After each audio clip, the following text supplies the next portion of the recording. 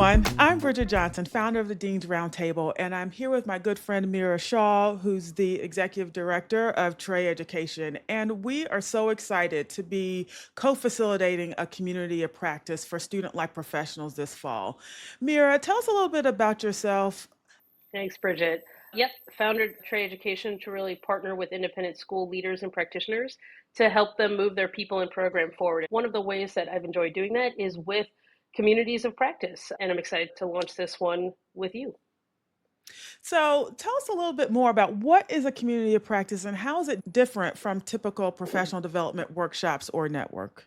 Yeah, there's a really important place for those typical PD workshops. It's where a person or a group of people come with a set of expertise and designs learning for the participants. In a community of practice, we really flip that model and say a lot of the experience, expertise, knowledge is held by the people in the room, in this case, the student life professionals. And so what we'll do is we'll create a place where we can leverage that curiosity, leverage that experience, and build learning and community within the group over the course of time, as opposed to a single workshop. So we're going to build community and learning together with our participants. Awesome. And so I know you've created other community of practices for division heads and leaders of color. What made you specifically think of student life professionals? First of all, Bridget, you know as well as anyone that these are the people that hold up the school, create this great student experience upon which everything else is built. Sometimes one of one in a school. There's only one dean of students. If you run Res Life, you don't have 50 people to talk with about your work. One reason is that student life practitioners don't have a lot of community within their own school. Another reason is that there's lots of ways to do things well, and it's important, in my mind, that student life professionals get exposure to things outside of their own school. So I think this is a great opportunity for those folks. So, Mira, how will each session be structured and what can members expect to take away from a typical monthly meeting? So these meetings will be open in the sense that we'll be responsive to where folks are, but highly structured in the sense, Bridget, you and I will be, as you know, facilitating. So each time folks can expect to have something that will connect them to other members of the group, some sort of sharing, some prompt, something that will keep things fresh and connected. And then we'll do one of a few things. Either we'll have a consultancy protocol where we'll dive in to collectively learn from one person's dilemma, or we'll do a general share where we'll pick a topic such as restorative justice or discipline practices or student leadership or maybe working with faculty. We'll pick a topic and really build some structure and conversation around that topic or perhaps around a particular resource. And then we'll also have time for sort of a coffee pot conversation. What is it that folks are bringing and interested in digging into, and make some structured prompts for that. So people can come expecting to feel connected, to get something that's going to feel really applicable to their role and their practice, and to be able to have folks within the community to reach out to in between sessions as well. Awesome. And so, what are some of the benefits of being in a shared space with people in similar roles at other schools? Well, the obvious answer there is that you can hear how folks in other schools are dealing with similar or different issues, get lots of ideas. But honestly, I think when I having facilitated these communities of practice, the thing that most participants take away is not so much the technical ideas, like the new resources or the new approaches, but actually the deep validation for their own work. And participants in other communities have really shared how working with folks outside their school, but who share their role, can be deeply nourishing, sustaining. It's something that can actually move people forward in their work. Yes, definitely. And so you talk about there's monthly meetings, but how can people stay connected between the sessions?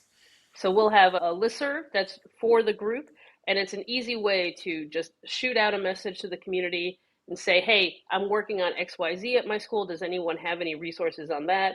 Or if there's a follow up from a session, it's a quick way to say, hey, this happened, it's a follow up. So quick emails within this listserv is a way for people to stay connected, as well as a directory that we put together. All right. So, last question for you. What's something you're most excited about as a facilitator of this group? I'm excited about the people. I know that there's great folks doing the work, and I'm excited about creating a space where folks can really learn with and from each other. I know, Bridget, you bring a ton of experience. I know I bring some experience to this work, but I'm excited for a space where people can really bring their authentic selves, their real questions, and together create learning that couldn't happen if we're all in our separate schools and couldn't even happen in a PD because we're building it together. I'm very excited about that. Excellent. I too am excited about all those things you said, but also the idea that we're building community and that we will have this time together over a long stretch of time, not just kind of a one and done. And so that really fosters networking, community, and support. And so that's what I'm really looking forward to. And so now let's just talk about the nuts and bolts, because I know people want to know those things. And so, how much does it cost to participate and what's included in the price? And when does it officially start? Yeah, good question. So it's pretty cost effective. It's $495 for the course of the whole year. And so what that means is that that gets folks into all of the sessions, all of the asynchronous communication and resources that we'll curate. And the way we're going to schedule it is responsive to participants' needs. So if you're interested, sign up. And when you sign up, you'll see that there's a place to share your schedule. We'll build the monthly sessions based on sort of availability of our participants and hoping to launch in September. So if people can sign up and share those schedules as soon as possible, we'll get things locked in and make sure it works for as many people as possible. And so, what's the minimum number we need for the group to run? And what's the cap? And how'd you choose that range? We want there to be enough people to learn from, but not so many people that you get lost in the sea. For each cohort, we want at least 6 people for it to run well, and the groups stay comfortable on a Zoom screen, right? We don't want so many people that we're like, wait, I'm who gonna said what? scroll over, right? We want it to be really intimate and really meaningful and build those connections over time. So we're going to cap it at around 12 per cohort. And so, if someone's unsure about joining, what would you want them to consider or know before they make their final decision? I would invite them to talk to either of us to see if we can answer their questions. And then I would also say that sometimes for people, they feel like, okay, well, I want to do this, but I'm not sure if I can make every single session. And I would say, don't, we know everyone's busy. We're going to make these sessions work to your schedule, but don't feel like you have to come to every single one or it's not going to be worth it. It works really well for people to come when and as much as they can, but it's not an attendance required at every session type of thing. So, just to recap, everyone, Mira and I are going to be co facilitating this community of practice. It's going to start in the fall. We're super excited to welcome you all into the group. Join us for some real community building and support.